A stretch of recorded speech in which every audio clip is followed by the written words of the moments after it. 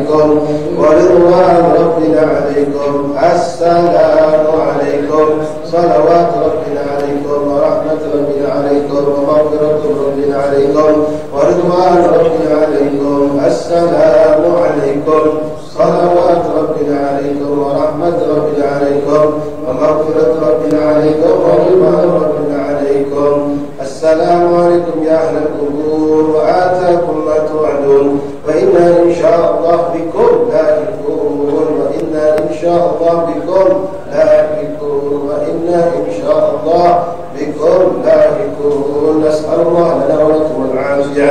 السلام عليكم يا أهل لا إله إلا الله من أهل لا إله إلا الله. كيف وجدتم لا إله إلا الله؟ يا لا إله إلا الله بحق لا إله إلا الله اجعلنا والدينا وشيخنا وطلابنا تلامذتنا ومجالسنا وأولادنا وذريتنا وأصحابنا وأحبابنا وأذرهم علينا ومن أحسن إلينا اجعلنا وإياهم من خواص أهل لا إله إلا الله واحشرنا وإياهم في زمرة من ولا لا إله إلا الله محمد رسول الله صلى الله عليه وسلم. اللهم رب الأرواح الباقية والأجسام البالية والعظام الناقرة والشعور المتمزقة التي خرجت من الدنيا وهي بك مؤمنة أدخل اللهم عليهم روحا بك وسلاما منا. السلام عليكم يا آباءنا وأجدادنا يرحم الله بكم المتقدمين والمتأخرين. نسأل الله شهادتكم ورحمة وغفرتكم وغفر حسناتكم وتجاوز عن سيئاتكم واجمعنا وإياكم في مستقر رحمته. يا واسع المغفرة اغفر لنا وله يا واسع المغفرة اغفر لنا وله يا واسع المغفرة اغفر لنا وله. اللهم إنا وقفنا في مشهد هؤلاء أوليائك ولنا الحاجات ولنا الرغائب ولنا المقاصد ولنا آمل من لها. نسألك اللهم أن تقضي لنا الحاجات وتعجل لنا المطالب وتبلغنا جميع المقاصد والآمال إنك سميع قريب مجيب الدعوات وقاضي الحاجات وغفر الذنوب والخطيئات إنك على كل شيء قدير. Bagian atas diisi dulu bagian atas samping dan belakang utama beberapa yang tersebut memberi ruang untuk para asatis untuk orang tua.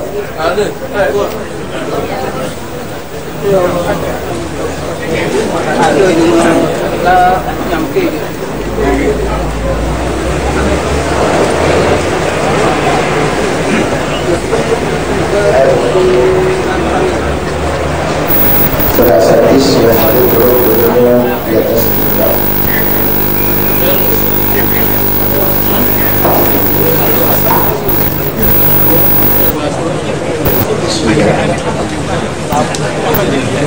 Mungkin bisa disarankan. Sudah cukup tolong dia mengarahkan ke bagian samping ke belakang. Kita bisa menggunakan samping.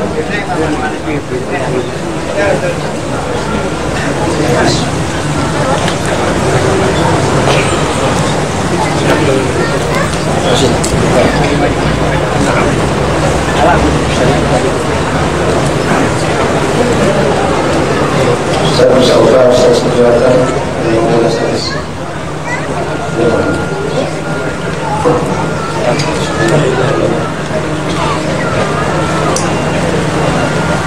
الفاتحة واليسير والتحليل والتسبيح والتحميد والصلاة على النبي صلى الله عليه وسلم وما يسر من الأذكار والدعاء نهدي ونبدل ودار سيدنا وحبيبنا وشفيعنا قرة أعيننا سيدنا رسول الله محمد بن عبد الله صلى الله عليه وسلم وأهل بيته وأزواجه وذريته وأنصاره وأصحابه الأحباب أجمعين ثم إلى أرواح قد سالت أولياء الله مباركة في مشارق الأرض إلى مغربها غربها وغربها خصوصا سالت أولياء قبل أهل المعنى والذي وأهل زمن الإفراد أجمعين وأهل حضر وكلهم أجمعين ثم إلى أرواح سالت أولياء قبل أهل البلدة أهل البيت ودار السلام كلهم أجمعين سادة إلى أولياء قبل أهل هذه التربة قبل المسيح ومن حواليه وأصولهم وفروعهم وكل من ذكر الحديث من العلماء والأولياء Al-Qur'ani wa man syaa bisa musab wa bi'amal syahab wa kana qawlan wa qawlan musabun tasbih wa qala qulna ahli madrasah sudah wa ba'd salam wa kullu man yubayyin hada illa alladhi tataraka maqamuhum wa maqamuhum shahadat al-huda al-habib Abdurrahman Syekh Idrus al-habib Muhammad bin Yahya والحبيب محمد محمد يحيى والمحبوب سلطان وكابر المشايخ علماء والصلاحون وسلف ولاية البلدة وإلى أرواح وإن الله يتبشر بالعمر الجنة وطائف علينا وبركاتهم وأسرارهم وأنوارهم وعظمهم كراماتهم ونفعاتهم في الدنيا والآخرة وإلى أرواح والدينا ووالديكم وأمواتنا وأمواتكم وأموات المسلمين أجمعين أن الله يتبشرهم بالرحمة ورسل الجنة وأن الله يعيد عليهم بركاتهم وأسرارهم وأنوارهم وعلوم كرامات في الدنيا والآخرة ثم إداره خصوصا أخينا في الله السيد أندي عزيز بن عقيل بن شيخ بحسن والخبابة الشريفة زهرة بنتي الله وسلم بابا عتيكة بنتي حسن بحسن إن الله يغفر لهم ويرحمهم مسجدا برحمة الغير وفي قبورهم روحه والريحان والبشار والأمل في الرضوان واجعل قبورهم رضا الجنان الذين صالح الزاوية وكذابة البشار لنا ولكم في مسلمين إلى حضرة النبي محمد صلى الله عليه وسلم سر الفاتحة وياسين أعوذ بالله من الشيطان الرجيم بسم الله الرحمن الرحيم الحمد لله رب العالمين الرحمن الرحيم مالك يوم الدين إياك نعبد وإياك نستعين اهدنا الصراط المستقيم صراط الذين أنعمت عليهم غير المغضوب عليهم ولا الضالين آمين أعوذ بالله من الشيطان الرجيم بسم الله الرحمن الرحيم ياسين والقرآن الحكيم إنك لمن المرسلين على صراط مستقيم تنزيل العزيز الرحيم لتنذر قوما ما أنذر آباؤهم فهم غافلون لقد حق القول على أكثرهم فهم لا يؤمنون إنا جعلنا في أعناقهم أغلالا فهي إلى الأذقان فهم مقمحون وجعلنا من بين أيديهم سدا ومن خلفهم سدا فأغشيناهم فهم لا يبصرون وسواء عليهم أنذرتهم أم لم تنذرهم لا يؤمنون إنما تنذر من اتبع الذكر وخشي الرحمن بالغيب فبشره بمغفرة وأجر كريم إنا نحن نحيي الموتى ونكتب ما قدموا وآثارهم وكل شيء أحصيناه في إمام مبين واضرب لهم مثلا أصحاب القرية إذ جاء المرسلون إذ أرسلنا إليهم اثنين فكذبوهما فأززنا بثالث فقالوا إنا إليكم مرسلون قالوا ما أنتم إلا بشر مثلنا وما أنزل الرحمن من شيء إن أنتم إلا تكذبون قالوا ربنا يعلم إنا إليكم لمرسلون وما علينا إلا البلاغ المبين قالوا إنا تطيرنا بكم لئن لم تنتهوا لنرجمنكم وليمسنكم منا عذاب أليم قالوا طائركم معكم أن ذكرتم بل أنتم قوم مسرفون فجاء من أقصى المدينة رجل يسعى قال يا قوم اتبعوا المرسلين اتبعوا من لا يسألكم أجرا وهم مهتدون وما لي لا أعبد الذي فطرني وإليه ترجعون أتخذ من دونه آلهة يريد الرحمن بضر لا تغن عني شفاعتهم شيئا ولا ينقذون إني لفي ضلال مبين إني آمنت بربكم فاسمعون قيل ادخل الجنة قال يا ليت قومي يعلمون بما غفر لي ربي وجعلني من المكرمين وما أنزلنا على قومه من بعده من جند من السماء وما كنا منزلين إن كانت إلا صيحة واحدة فإذا هم خامدون ولا حسرة على العباد ما يأتيهم من رسول إلا كانوا به يستهزئون ألم يروا كما أهلكنا قبلهم من القرون أنهم إذا إليهم لا يرجعون وإن كل لما جميع لدينا محضرون وآية لهم الأرض التي أحييناها وأخرجنا منها حبا فمنه يأكلون وجعلنا فيها جنات من نخيل وعناب وفجرنا فيها من العيون ليأكلوا من ثمره وما عملت أيديهم أفلا يشكرون سبحان الذي خلق الأزواج كلها مما تنبت الأرض ومنها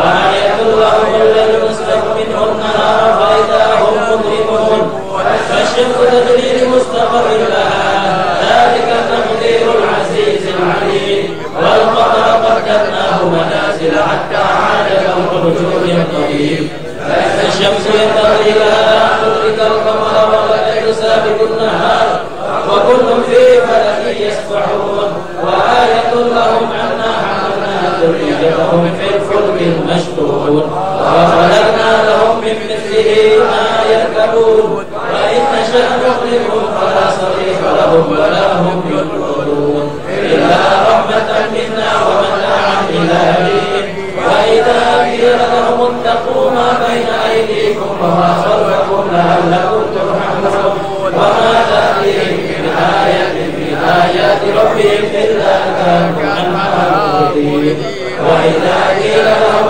انفقوا مما رزقكم الله قال الذين كفروا للذين آمنوا أنطعم من لو يشاء الله أطعمه إن أنتم إلا في ضلال مبين ويقولون متى هذا الوعد إن كنتم صادقين ما يهدرون إلا صيحة واحدة تأخذهم وهم يخصمون ولا يستطيعون توصية ولا إلى أهلهم يرجعون ونفخ في الصور وإذا هم من الجنة إلى ربهم ينسلون قالوا يا ويلنا من بعثنا من مرقدنا هذا ما وعد الرحمن وصدق المرسلون إن كانت إلا صيحة واحدة فإذا هم جميع لدينا محضرون اليوم لا تظلم نفس شيئا ولا تجزون إلا ما كنتم تعملون إن أصحاب الجنة اليوم في شغل فاكهون هم وأزواجهم في ظلال على الأرائك متكئون لهم فيها فاكهة ولهم ما يدعون سلام قولا من رب رحيم وامتازوا اليوم أيها المجرمون ألم أعهد إليكم يا بني آدم ألا تعبدوا الشيطان إنه لكم عدو مبين وأن اعبدوني هذا صراط مستقيم ولقد أضل منكم جبلا كثيرا أفلا تكونوا تعقلون هذه جهنم التي كنتم توعدون اصلوها اليوم بما كنتم تكفرون اليوم نختم على أفواههم وتكلمنا أيديهم وتشهد أرجلهم بما كانوا يكسبون ولو نشاء لطمسنا على أعينهم فاستبقوا الصراط فأنى يبصرون ولو نشاء لمسخناهم على مكانهم فما استطاعوا مضيا ولا يرجعون ومن نعمره نكسه في الخلق أفلا يعقلون وما علمناه الشيء ينبغي له إذ هو إلا ذكر وقرآن مبين يوم كان أحيا ويحق القول على الكافرين أولم يروا أنا خلقنا لهم مما عملت أيدينا فهم لها مالكون وذللناها لهم فمنها ركوبهم ومنها يأكلون ولهم فيها منافع ومشارب أفلا يشكرون واتخذوا من دون الله لعلهم ينصرون لا يستطيعون نصرهم وهم لهم جند محضرون فلا يهدك قولهم إنا نعلم ما يسرون وما يعلنون أولم يروا الإنسان أنا خلقناه من نطفة فإذا هو خصيم مبين وضرب لنا مثلا ونسي خلقه قال من يحيي العظام وهي رميم قل يحييها التي أنشأها أول مرة وهو بكل خلق عليم الذي جعل لكم من الشجر الأخضر فإذا أنتم منه توقدون أوليس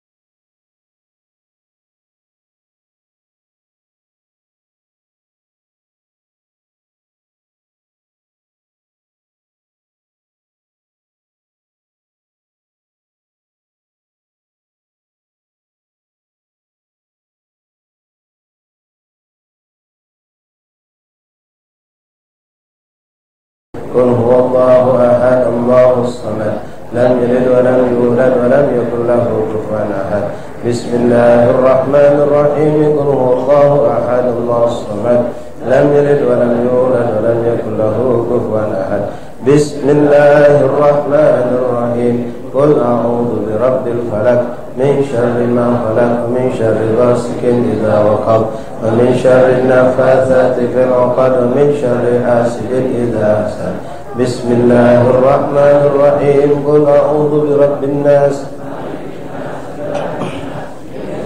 وسواس الخناس الذي يوسوس في صدور الناس من الجنة والناس نستغفر الله العظيم بسم الله الرحمن الرحيم الحمد لله رب العالمين حمدا يوافي نعمه ويكافئ مزيدا يا ربنا لك الحمد كما ينبغي لجلالك الكريم وعظيم سلطانك اللهم صل وسلم على سيدنا محمد في النبيين والمرسلين وصل وسلم على سيدنا محمد في الأولين والآخرين وصل وسلم على سيدنا محمد في كل وقت وحين وصل وسلم على سيدنا محمد في الملأ الأعلى إلى يوم الدين وصل وسلم على سيدنا محمد حتى ترث الأرض ومن عليها وأنت خير الوارثين وصل وسلم على سيدنا محمد عبدك ورسولك النبي الأمي وعلى آله وصحبه أجمعين اللهم اجعل وأوصل وبلغ وتقبل ثواب ما قرأناه من القرآن العظيم وما حللناه من لا إله إلا الله وما سبحان سبحان الله بحمده ما قلناه يا الله يا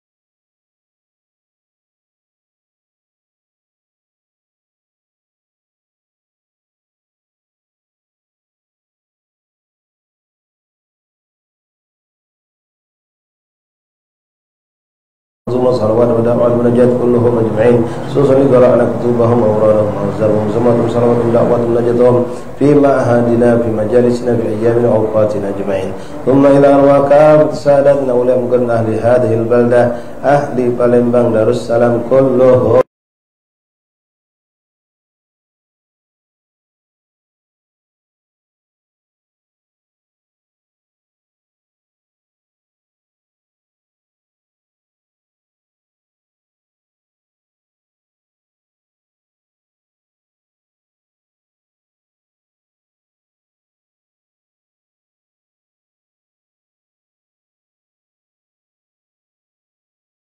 وأتقياء رسميات كلهم أجمعين أهل Palembang Darussalam الحبيب عقيل بن محمد بن جاهي والحبيب عبد الرحمن بن شهر إدريس ولا يمسك الله على كابلك وفضل العزيز يوم وكاب سادة الألف ألوي وجميع المشايخنا وأساتذتنا كلهم أجمعين ثم إلى أخينا المرحوم عبد القيم عندي عزيز بن عقيل بن شيخ بحسن وشريف عتيكة بنت حسان بحسن والحبابة زهرة بنت أبو بكر وشفقة بن سالم وإلى أرواح محمد أشرف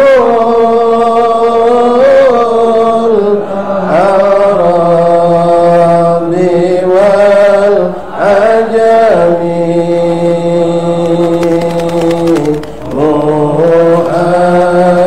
محمد رمى يمشي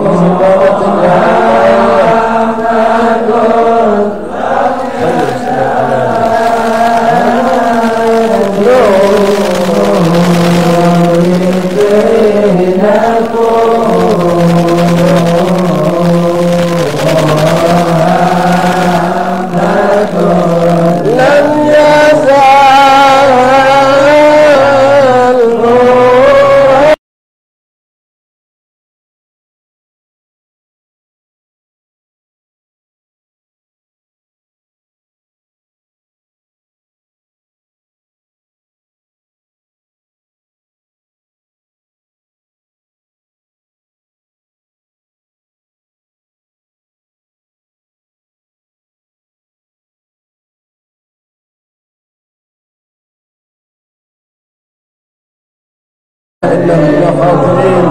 اللهم ربنا ظلمنا أنفسنا وإن لم تغفر لنا وترحمنا لنكونن من الخاسرين. يا رب بالمصطفى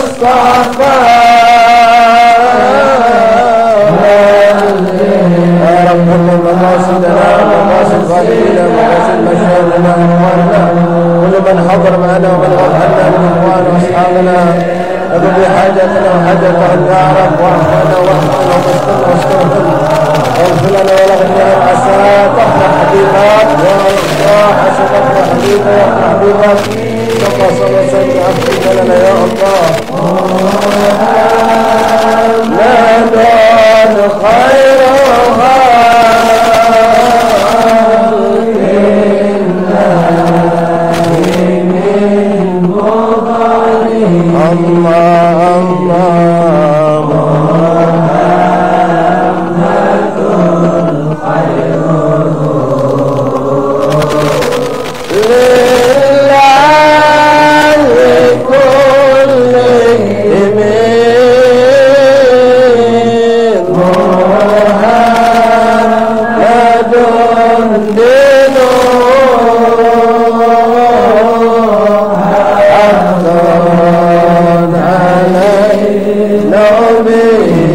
Allah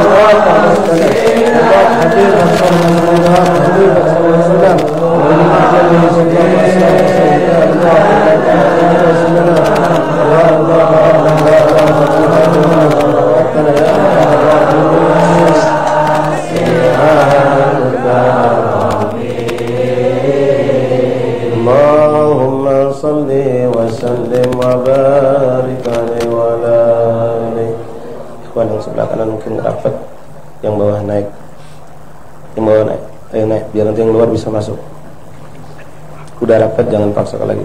Cuma ada kosong, masuk ke tepi. Kalau ada yang baru datang, masuk ke tepi. Ini bawa naik ke atas. Tolong kosong diisi. Bagian ikhwan naik. Naik lagi, naik. Yang kosong diisi itu. Ada kosong diisi. Masya Allah, tabarakallah. La hawla wa la quwata illa billahil aliyyil azim. Ya Allah. Bismillahirrahmanirrahim. Alhamdulillahi Rabbil Alamin. Alhamdulillahilladzi hadana lihada wa ma kunna linahtadiya laula an hadana Allah. Asyhadu an la ilaha illallah wahdahu la syarika lah la rabban siwa. Wa asyhadu anna sayyidana wa nabiyyana Muhammadan abduhu wa rasuluhu la nabiyya ba'dah. Allahumma salli wa sallim wa barik wa karrim ala sayyidina Muhammadin صلاة تغفر بها الذنوب وتصلح بها القلوب وتنطلق بها العصور وتلين بها الصعوب وعلى آله وصحبه ومن إليه منسوب. اللهم رب اشرح لي صدري ويسر لي أمري واحلل عقدة من لساني يفقهوا قولي. ربي زدنا علما ويقينا وارزقنا فهما. سبحانك لا علم لنا إلا ما علمتنا إنك أنت العليم الحكيم. وتب علينا يا رب إنك أنت التواب الرحيم. تب علينا يا رب إنك أنت التواب الرحيم. وتب علينا يا رب إنك أنت التواب الرحيم. اغفر لنا وارحمنا وأنت خير الراحمين. فانصرنا على القوم الكافرين برحمتك يا أرحم الراحمين. يا أرحم الراحمين يا أرحم الراحمين. اللهم هذا منك وبك وإليك ولا حول ولا قوة إلا بك. اللهم أنت الذي جمعتنا وهؤلاء إخوان يا الله عند مقابر أوليائك فاجمعنا بهم يا الله في الدنيا في البرزخ في الآخرة مع حبيبك مصطفى صلى الله عليه وآله وصحبه وسلم. اللهم إنا نسألك مغفرتك الواسعة ورحمتك الواسعة أنا وهؤلاء إخوان نسألك أن تغفر لنا في هذه الليلة يا الله. عسى يا ربنا أن تعفو عنا تغفر عنا سيئاتنا. عسى حبيبك مصطفى صلى الله عليه وسلم يفرح بنا ويرضى عنا يا أرحم الراحمين يا أرحم الراحمين يا أرحم الراحمين. صلى الله على محمد وآله وصحبه وسلم. الحمد لله رب العالمين. معاشر الحبايب معاشر الأساتذة معاشر الإخوان rahimakumullah. Alhamdulillah, alhamdulillah. Setelah kurang lebih 5 bulan atau mendekati 6 bulan kita tidak sempat berkunjung dulu seperti ini. Walaupun mungkin ada sebagian kita berziarah, tapi suasana seperti ini Allah rindu kita ikhwani. Dan mudah-mudahan bukan cuma kita rindu, tapi mereka para habaib, para awliya yang ada di tempat ini pun merindukan perkumpulan kita seperti ini. Alhamdulillah masyarul habaib, kami datang lagi alhamdulillah mengunjungi antum sekalian di tempat ini. Mudah-mudahan ini panggilan antum. Kami datang dengan kefakiran, menghadap orang-orang yang dikayakan oleh Allah dengan segala pemberian. Hasanu'ta mazaya min mazayakum. Mudah-mudahan Allah berikan kepada kami apa yang Allah berikan kepada kalian para awliya Allah. Mudah-mudahan ampunan dosa kami dapatkan pada malam hari ini. Kami datang ke tempat ini ya Allah dengan izin-Mu ya Allah, dengan kehendak-Mu ya Allah, dengan bermacam-macam dosa dan kesalahan. Kau dekatkan kami dengan para awliya-Mu dan Kau kumpulkan kembali kami bersama mereka yang mungkin selama ini Kau dah izinkan kami duduk bersama mereka karena dosa dan kesalahan kami ya Allah. Maka kami datang malam hari ini memohon kepadamu ampunan ya Allah. Kami pengen Rasulullah gembira dan tersenyum malam hari ini. Kalau Engkau ampuni kami, maka pasti Rasulullah gembira. Maka memohon kepadamu ya Allah yang saat ini memandang kami dan Engkau yang mengumpulkan kami saat ini ya Allah, dengan berkah mereka para awliya, para asfiya, para awliya yang ada di tempat ini dan semua awliya yang ada di Palembang ini ya Allah. Ampunkanlah dosa-dosa kami semua ya Allah. Maafkan kesalahan kami ya Allah. Jauhkan kami daripada kemaksiatan dan kelalaian ya Allah. Jadikanlah kami orang-orang yang selalu menggembirakan hati baginda Rasulullah. Inilah amal ibadah kami dan sampaikanlah salam kami kepada Rasulmu, kekasihmu Habibah Mustafa SAW, dan berikanlah kami dan semua ikhwan yang hadir di tempat ini, khususnya yang tidak sempat hadir, yang juga berniat hadir ya Allah, istiqamah dalam ketaatan. Berikan kami kesabaran dalam meninggalkan maksiat ya Allah, kesabaran dalam melaksanakan ketaatan ya Allah. Karena dengan itulah Engkau mengangkat derajat hamba-hamba-Mu ya Allah. Hati kami yang penuh dengan kotoran ya Allah, Engkau datangkan ke tempat ini ya Allah. Kami yakin berkat mereka orang-orang yang hatinya bersih, para awliya-Mu, para asqiya, para salihin ini ya Allah, bersihkan hati kami dari segala penyakit-penyakit hati, dari hasud, dengki, iri, ada mutawakal, tidak bertawakal kepadamu, segala sifat sombong dan angkuh pada diri kami hilangkan ya Allah. Hilangkan dan bersihkan ya Allah, agar kami pantas kelak untuk berkumpul bersama mereka, agar kami kelak pantas berkumpul bersama Rasulullah SAW. Ya Allah, ya Allah, ya Allah, selamatkan pemuda-pemuda kami ya Allah, selamatkan bangsa kami dari segala bentuk kelalaian dan segala bentuk kemaksiatan, dari segala bentuk kehancuran. Selamatkan para ulama kami ya Allah dari segala fitnah-fitnah zaman. Selamatkan kami, majlis-majlis kami ya Allah, dari segala bentuk fitnah-fitnah yang ada di zaman ini ya Allah. Hanya Engkau yang mampu mengumpulkan segala kebaikan dan menghilangkan segala keburukan. Maka kumpulkanlah segala kebaikan buat kami ya Allah, buat anak keturunan kami, dan jauhkanlah ya Allah segala keburukan, kelalaian, kemaksiatan dari kami dan anak keturunan kami. Engkau Maha Pemberi ya khair mu'ti as-sagi bagi, dikatakan oleh guru kami, sesungguhnya Engkau tetap ada ya Allah yang memberikan kepada mereka para salihin kemuliaan, maka Engkau pun mampu memberikan kepada kami kemuliaan.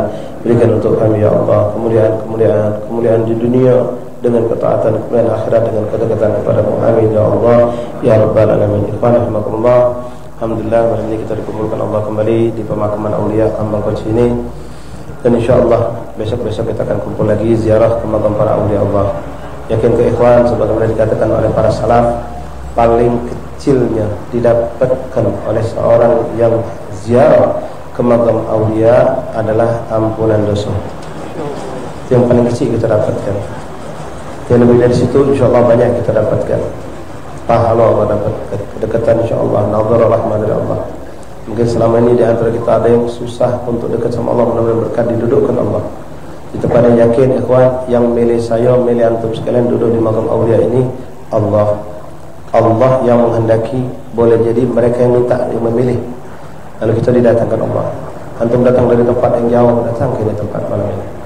Ada yang dekat tapi tidak datang ke tempat ini, karena kita semua dipilih Allah. Mungkin kita dipilih Allah kan macam-macam sebab, dan termasuk saya dan antum sekalian dan anak pun gembira kalau memang ini jadi sebab. Anak didatangkan Allah kembali ke tempat ini dulu sama antum, kalau seandainya sebab itu adalah dosa yang ada sama kita.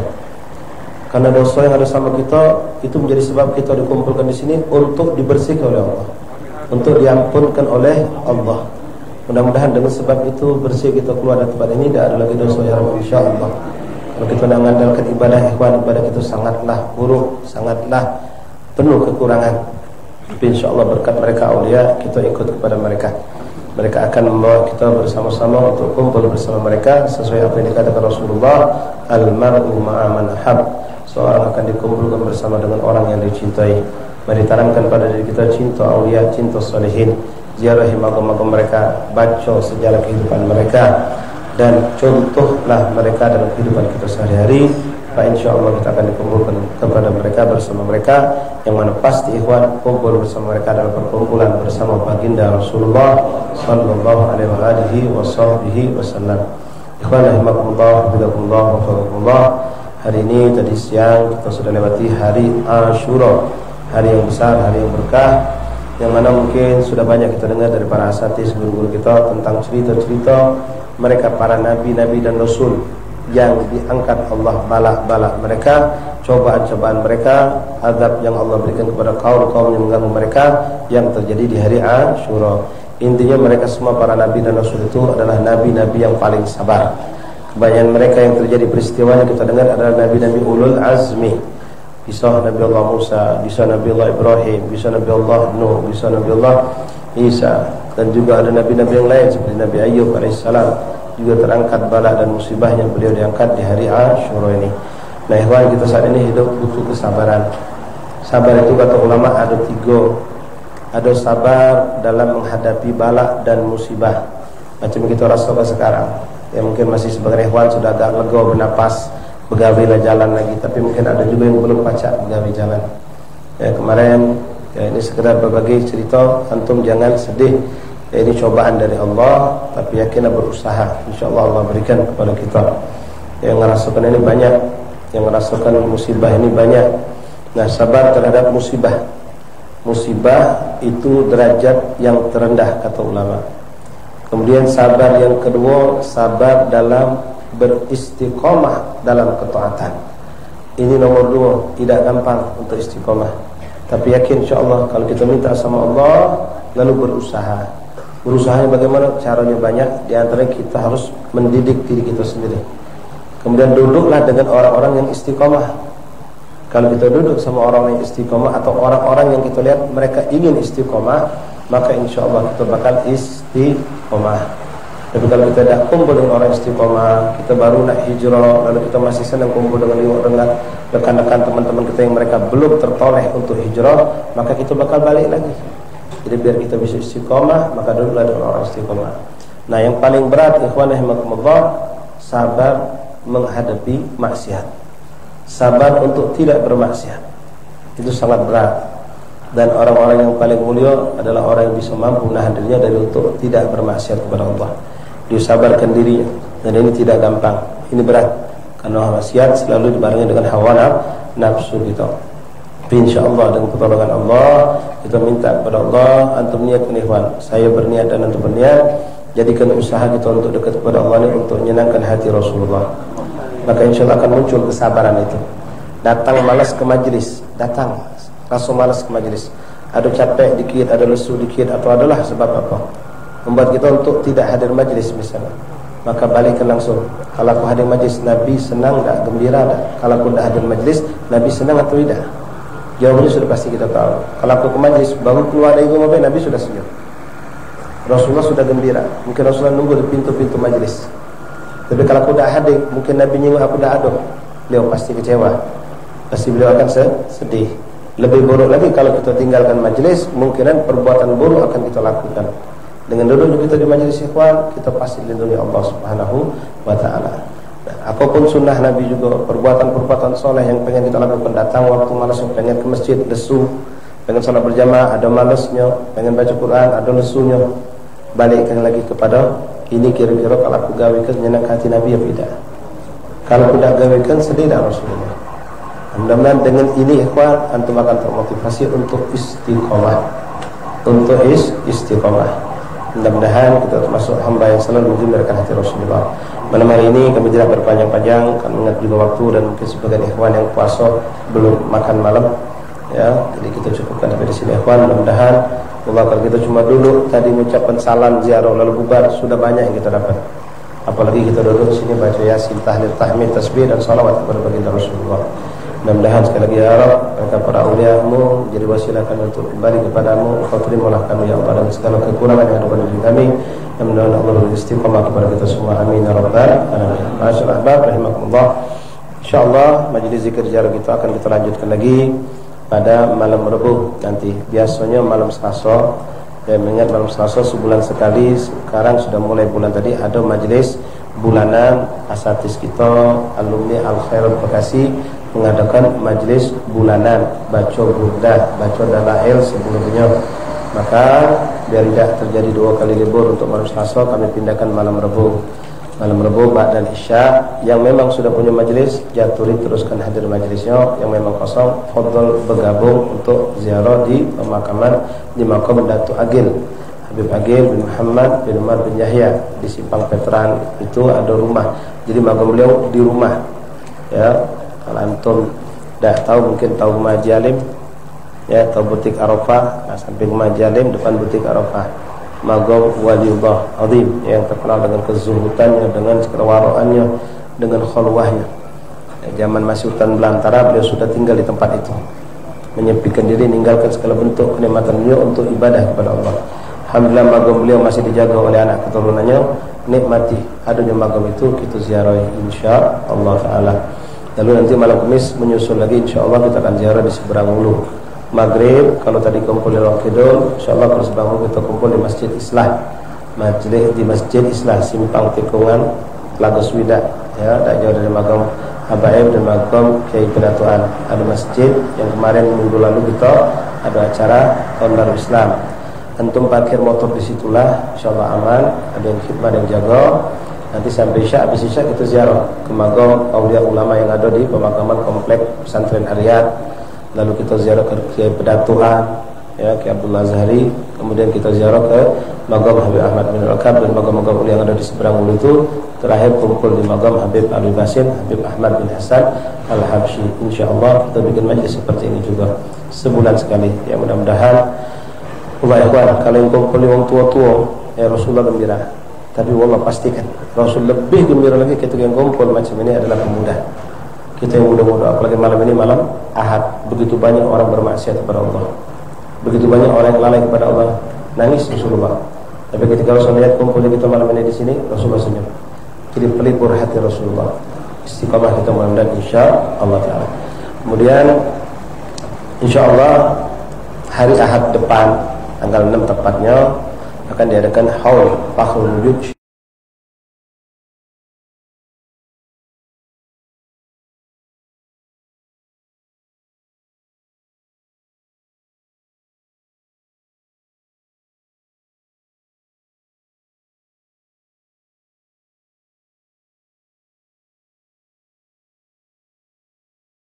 tidak salah. Nanti besoknya baru haul.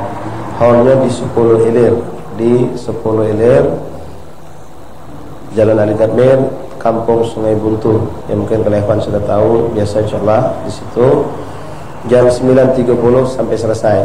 Pagi jam 6.30 insyaallah ada ziarah di makam yang tadi kita ziarah. Mudah-mudahan kita bisa menghadirinya. Itu saja ikhwan yang saya sampaikan malam ini. Mudah-mudahan Allah meridhai kita semua. Amin ya rabbal alamin. Kita tutup majelis kita dengan baca qasidah Ya Allah lana bil qabul. Nanti kalau qasidah sudah nak habis, baru makanannya di keluarga ya, sambil duduk bikin halaqah. Sempit-sempitan tak apa-apa ya. Bikin halaqah jaturi. Bikin halaqah 4 orang.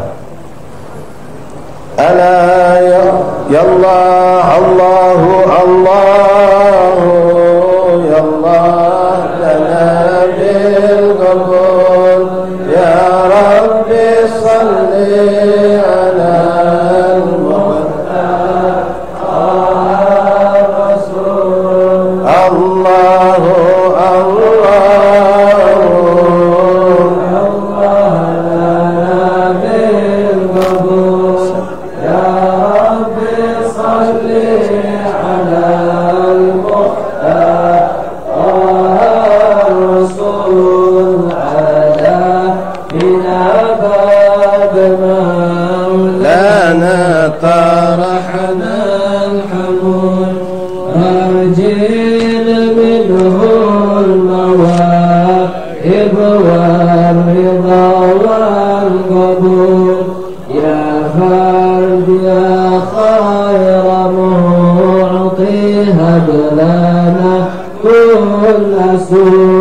واختم لنا منك بالحسنى نهار الغفول الله الله